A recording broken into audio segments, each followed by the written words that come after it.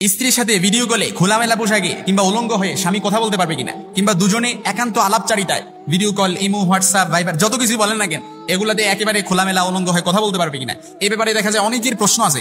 এজন্য এই বিষয়ে কোনো লজ্জা রাখা উচিত নয়, কারণ এগুলো জানতে হবে। কারণ এই লজ্জাটা এমন হতে পারে, এই লজ্জা থাকার কারণে আপনি কোনো বিষয়ে প্রশ্ন করেন নাই, আপনি গুনাহের মধ্যে লিপিবদ্ধ থাকতে পারেন।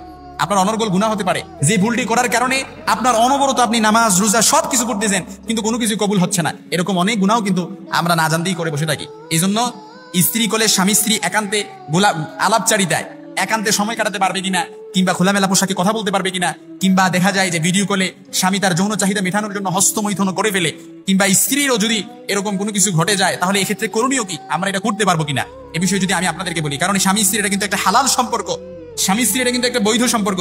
আল্লাহ রাসূল সাল্লাল্লাহু আলাইহি ওয়াসাল্লামের অসংখ্য হাদিসে স্বামী স্ত্রীর ব্যাপারে অসংখ্য হাদিস এসেছে। হুন্না লিবাসুল লাকুম ওয়া আনতুম লিবাসুল লাহুন্না। আল্লাহ তাআলা বলেন যে স্বামী স্ত্রী তারা হচ্ছে একজন আরেকজনের কি পোশাক। আল্লাহ তাআলা পবিত্র কোরআন আল কারীমে বলেছেন খুব সুন্দরভাবে। আমি আপনাদেরকে বলি, সূরাতুল মুমিনিনে আল্লাহ তাআলা আয়াতটি কোট করেছেন, আমি সেখান থেকে বলতেছি, ওয়াল্লাযীনা হুম লিফুরুজিহিম হাফিযুনা ইল্লা আলা আযওয়াজিহিম আও মা মালাকাত আইমানুহুম ফাইন্নাহুম গায়রু মালুমিন। আল্লাহ তাআলা বলেন যে সফল মুমিন তারা, সাকসেস তারা হয়েছে যারা নিজেদের যৌন অঙ্গকে সংযত রাখে।